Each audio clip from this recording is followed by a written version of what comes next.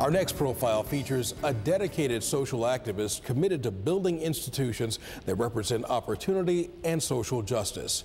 With a background in public health, Kathy Lim Coe has worked hard to help people stay healthy, free from violence, and most of all, understand the importance of history.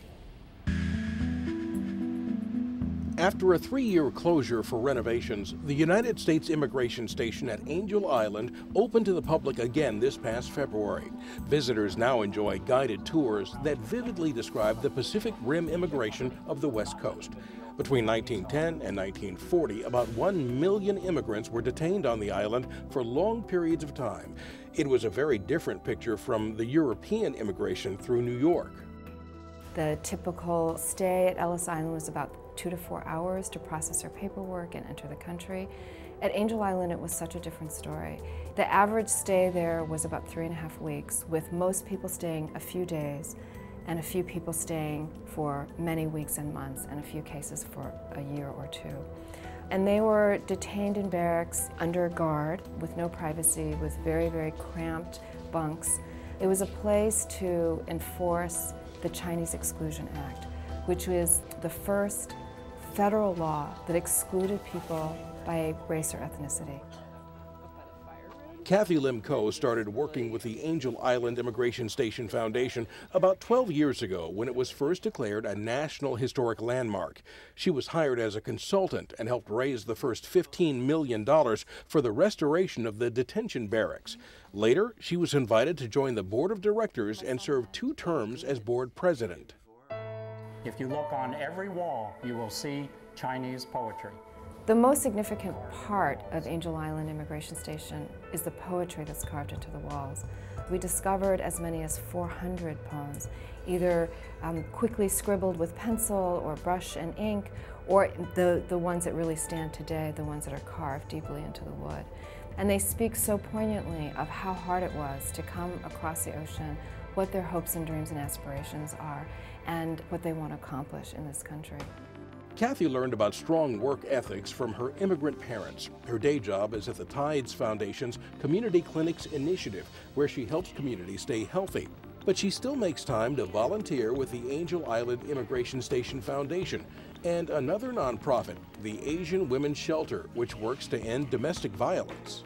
A lot of the work that I've done through my whole career has really been about creating and building institutions in the community.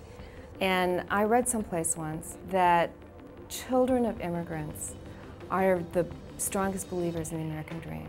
They understand firsthand what it took for their parents to come across or to come to this country, to really work so hard in order for their children to get an education. And my parents really instilled in all of us how much this country offers opportunity and has the promise of social justice. The next phase of restoring the Angel Island Immigration Station is with a crumbling hospital building, which will require another $15 to $20 million.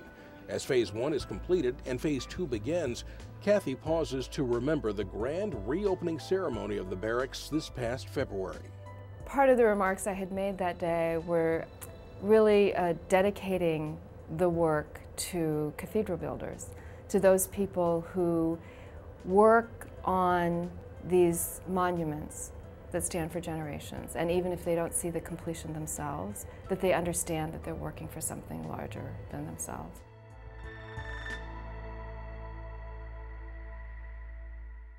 Our gratitude to Kathy Lim Coe for her hard work fighting for community issues and restoring an historic landmark for future generations to enjoy.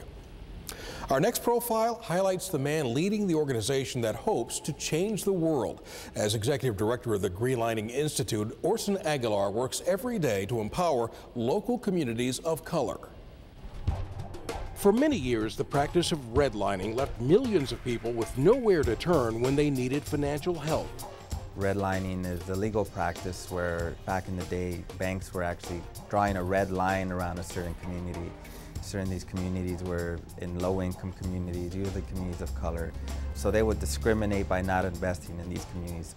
In response to this practice, the Green Lining Institute was created in 1993 as a way to empower underserved populations. Orson Aguilar leads the effort today. We want to make sure that we're a think tank that can stay abreast of the major policy issues that are very relevant today.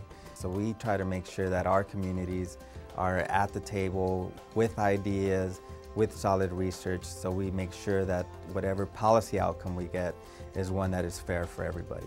Are you busy? In order to have the broadest impact, Greenlining has divided its work into a variety of initiatives, from education to the growing green economy and more. Greenlining also provides a voice on issues of healthcare. What we do is we look at health from a very holistic set of terms. So for example, your housing is going to affect your health, whether you have grocery stores near your house, whether there's a factory near your house, or trucks that idle. So we try to bring the larger picture of health into the debate. I just wanted to highlight a couple. Much of Greenlining's work is led by young adults and students from around the country through a spectrum of leadership programs. We bring about 100 students a year through our different academy programs in hopes that we're nurturing the next generation of leaders that are going to be able to tackle some of the critical problems that are facing the state and our country. The Leadership Academy at Greenlining brings recent college graduates together for a summer of learning through action. We give them a project, an actual assignment, so they actually get hands-on experience. It's not just something that's theoretical, they're actually doing it. And during the course, we also provide a leadership curriculum. So whether it's how to be an effective communicator, how to negotiate, how to do critical analysis on issues. When I looked into Greenlining and I did my research, I figured that this would be a perfect fit, especially with the work that they do in low-income communities with people of color. My mother is a Catholic Filipina immigrant, and my dad is a Muslim Turkish immigrant. So diversity has always been a way of life for me, and I was looking for a way to incorporate that into my professional life. Greenlining offered me the perfect opportunity to bring my personal and my professional life in line. There's also a legal academy, multimedia training, and a high school summer camp called Investing Pays Off. This is a good way of really getting motivated high school students to learn about policy issues that are impacting their community. The Greenlining Institute even houses an art gallery. We allow local artists to feature their art free of charge, and hopefully they can sell it and sustain themselves. As proof of their successful methods, many of the staff at the Institute, including Orson Aguilar, are also graduates of Greenlining leadership programs. I followed my passion, which was, to always want to work for change, to want to work to make our country even better than it is. And that led me here.